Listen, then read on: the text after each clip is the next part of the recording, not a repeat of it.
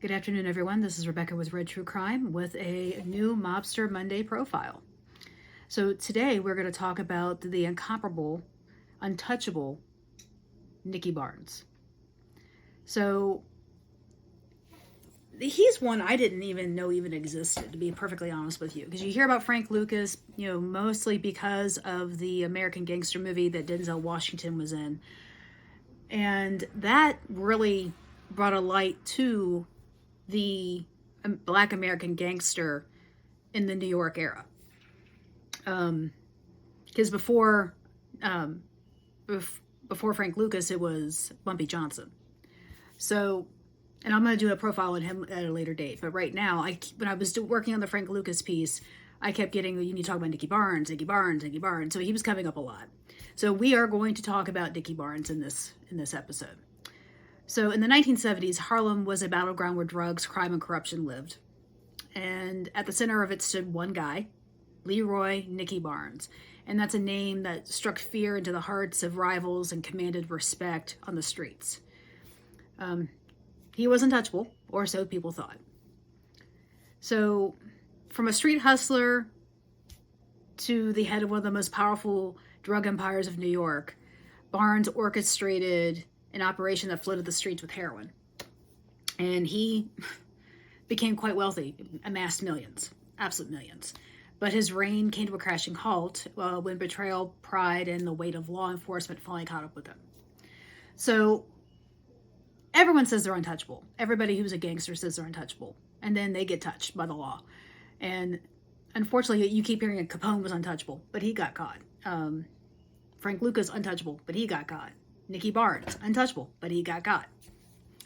So when Nicky Barnes was born October 15th, 1933 in Harlem, New York. So he's one of the few gangsters we're going to talk about that's actually from the area where he took over. And he was raised in a strict household. Father was a janitor, mother was a domestic worker. So he came from humble beginnings. And despite them trying to keep him on the right path, he was just drawn to the streets and just really wanted that fast money, wanted that power, that notoriety. So by his teens, Barnes was running with street gangs and eventually became addicted to heroin himself. And you don't really hear about that too much, about like the drug kingpins being addicted to their own product. You really don't hear about that. But in his case, he did. So after serving time in prison, he emerged with a new ambition, and that was to not be a user, but to control the game. So that's a heck of a thing to do, because when you're addicted to heroin, and heroin is one of those things that it's very hard to come off of, from what I understand. It's one of the reasons why the opioid crisis is as bad as it is, because a lot of opioids are synthetic heroin. It's one of the reasons why it's so hard to just come off of that, be clean, and live a better life. So while he was in jail, or while he was in prison, he met Crazy Joe Gallo, and he was a notorious figure for the Italian mafia. Gallo schooled Barnes on the intricacies of the organized crime, and basically just took him under his wing and said, okay, this is how you need to do this stuff. And once he got out, that education he got from Gallo completely laid the groundwork for what he did once he got out. So by the 1970s, Harlem was drowning in heroin. I mean, there was no ifs, ands, buts about it. They were just completely overrun with heroin addicts. And Barnes was at the heart of it. He established a very sophisticated drug empire, and he was getting heroin from Southeast Asia's Golden Triangle, very much what Frank Lucas did, and was distributing it through a elaborate network. But he wasn't just a street hustler; he was a strategist, and he formed the Council, and it was a 7-member organization modeled after the Mafia's commission. So because even you hear about the 5 families of the Mafia, they literally had a council that they would discuss territories and rules and who was going to do what and sell what and work with who. They had that, and he called it the commission. Or he called it the council, the Mafia called it the commission. And basically, it was his way of sharing the wealth. Like maybe one was doing better than the other, but they all got a cut of the pie. So keep them all compliant, keep everybody agreeable, peaceful. So he lived a life of excess, which, go figure on that. You're a drug dealer, you got millions. Of course, you're going to live a life of excess. Flaunting his wealth with luxury cars, tailored suits, exclusive parties. His power and influence earned him the nickname Mr. Untouchable, and a title he wore like a badge of honor. So in 1977, Barnes' ego took center stage when he appeared on the cover of New York Times Magazine under the headline Mr. Untouchable. Article detailed his vast empire and mocked the authorities who had failed to bring him down, which probably did not go very well. I'm surprised he allowed that article to go out, because unless his ego was just that much, because cops hate being toyed with and they hate being embarrassed. So I'm sure that gave them a whole new bit of energy to push, to look for him, to find and bring him down. So basically, they took him being on the cover of New York Times or New York Magazine, as a sign of major arrogance. And President Jimmy Carter was enraged and ordered the federal authorities to intensify their efforts to dismantle Barnes' empire. So Jimmy Carter was like, oh no, we're not going to have this. So in 1978, the law finally caught up with Barnes. He was indicted on racketeering and drug trafficking charges and sentenced to life without parole. So that's generally how they get these guys. They don't really get them for drug dealing. They get them for racketeering, which RICO acts, which encompasses so much, like prostitution, drugs, murder. I mean, you get a hangnail, they could probably throw that in there too. So what followed shocked the world. Barnes, once Harlem's untouchable kingpin, decided to turn informant. He betrayed his council members and took advantage of his absence, and they took over his operation.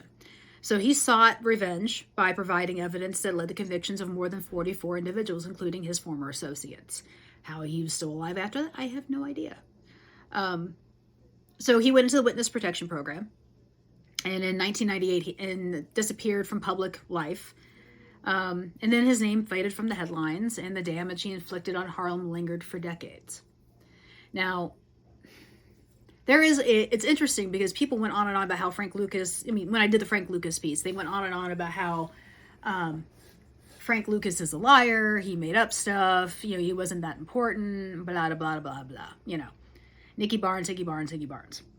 There is a video, and I'm going to, show you here in a momentarily, of Frank Lucas and Nicky Barnes having a phone conversation. Like, Lucas is out, Barnes is in prison. People that I was going to be doing this, some people said that this was a historical occasion.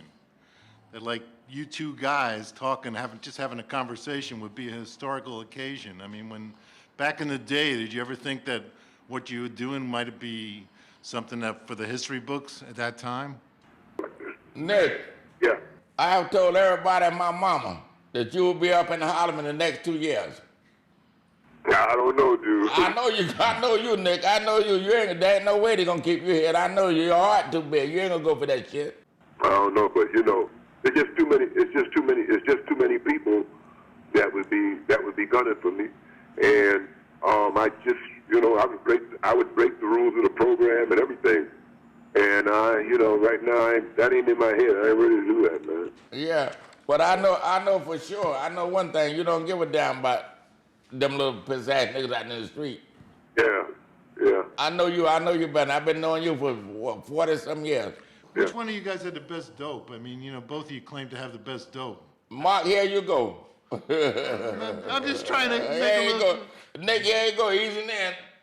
Yeah, well, go ahead and answer, Frank. Tell him what you got to say. Oh, the best dope. I had the best thing in the world. I had like 100%, 98 to 100% purity. If you had 100%, all these junkies would be nodding and dying. And what were they doing? Nick, tell them what they were doing. Yeah, Frank had a nice package. Yeah. When Frank's package was in the street, I had powder in all 5 boroughs. Yeah, I know. But you went big time. You was all over.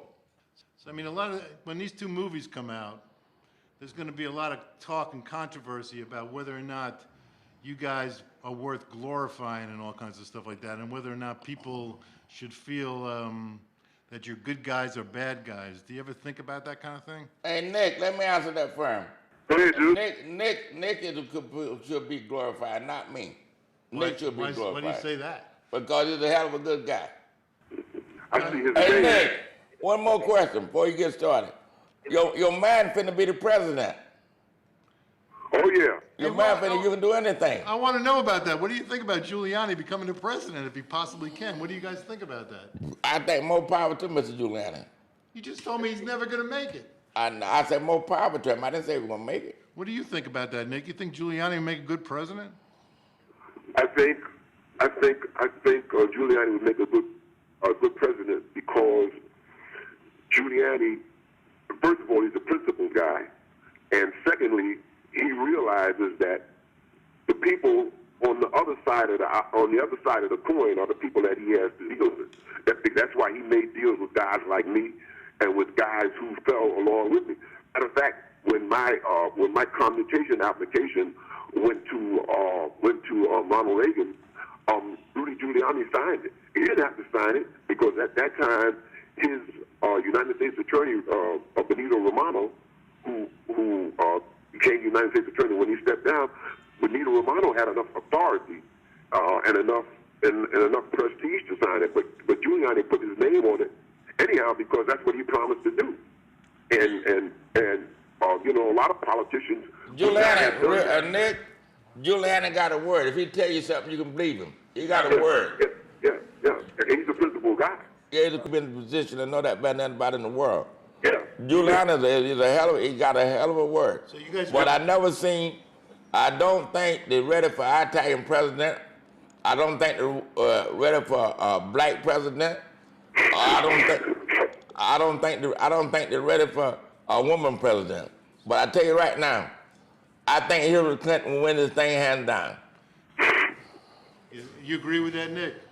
I think Hillary will be the next president. That you're handicapping Hillary?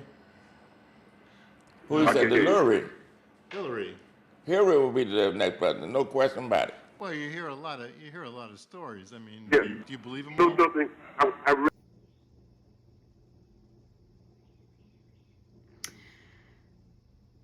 So, you have that video. The heroin epidemic decimated communities, destroyed families, and left scars that would never heal. And while Barnes justified his actions as business, the consequences of his empire were felt by generations of Harlem residents, and even to this day are probably still feeling it. So on June 18th, 2012, Nicky Barnes died of cancer at the age of 78. And news of his death was not made public until 2019. Because of his involvement with the Witness Protection Program, they kind of kept that under wraps.